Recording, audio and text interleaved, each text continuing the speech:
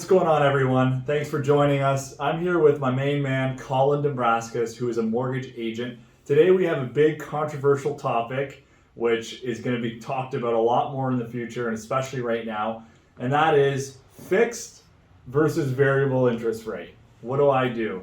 So the reason why I bring this topic up is I have a lot of clients that ask me, David, I'm getting a mortgage. Should I go variable? Should I go fixed? I want to ask this guy, the professional who sees it every single day, why do you think this has become more of a consideration than ever before? Like, I've never heard this much talk on it, and why now? Well, it's honestly, it has been. It's a conversation that's every single client for years. It's always the fixed versus variable. It's been around for years, but more so now, I think, with what we're seeing is this post-pandemic economy, and there's so much uncertainty.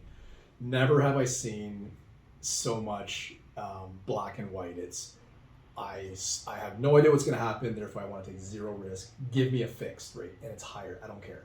Or I've got so many other clients saying, oh, the economy's not doing hot, therefore variable rate should stay low for a little while, and we've got some time. There's a 1%+ swing right now.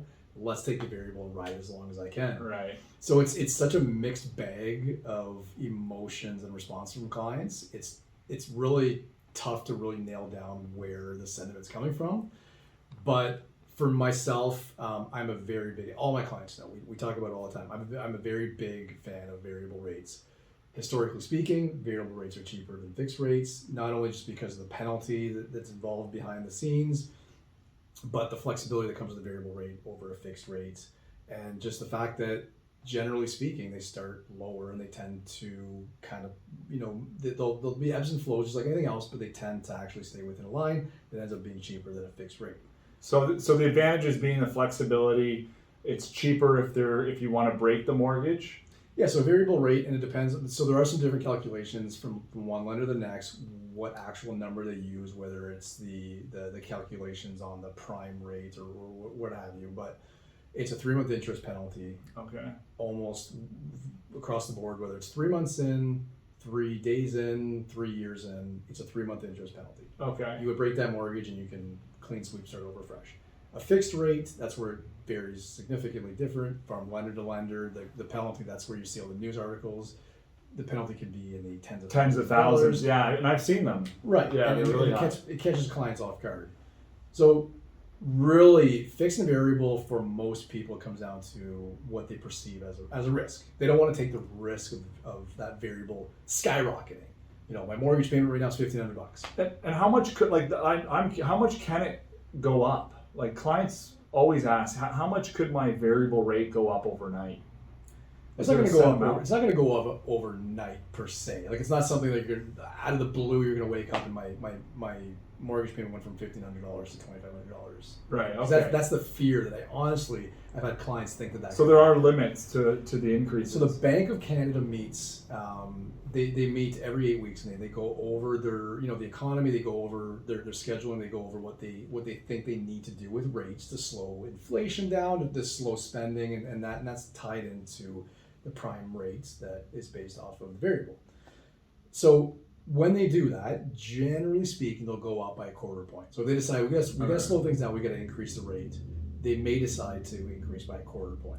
So it's still not substantial. For instance, right now, if you took a variable rate, you are about a full percentage point. So 1% less. 1% less, if not 1.25% less than the fixed rate right now. That means that as of today, you would have to increase. You'd have to have 4, maybe 5 increases to that prime rate in order to just catch up where that fixed is currently. Right. All the while you're saving. The whole time you're saving. If that takes 6 months, 12 months, 18 months, 36 months, you've saved all of those months. Yeah. And it's not like you've decided variable rate, you're stuck. You can't move that. You can't make any decisions. You can decide midway through, you know what, I don't really like this anymore. Most lenders will allow you to call in and lock into a fixed rate. Lock it in. Okay. So you can actually save as long as you're comfortable. And it locks in at the current fixed rate? Current fixed rate that the lender's offering at that time. So most times I still have my clients, as they call me, we'll discuss. It may not make any sense because you've saved, right? So let's say, for argument's sake, you've enjoyed that savings for 1.5 years, upwards of 2 years, however long it took.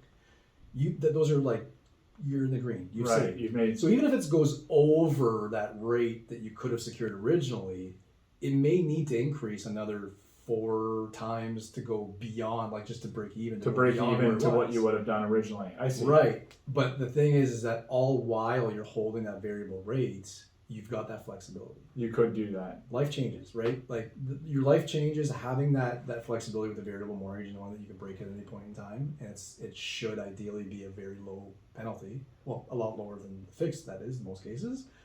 It gives you that flexibility to say, Colin, you know what? Let's make something happen. Maybe I want to buy a rental property. Maybe I want to refinance to help my son with university. Whatever Right. the case is, you have that flexibility. Right. No, that makes sense. Thank you, Colin. No problem. So fixed versus variable. Good stuff.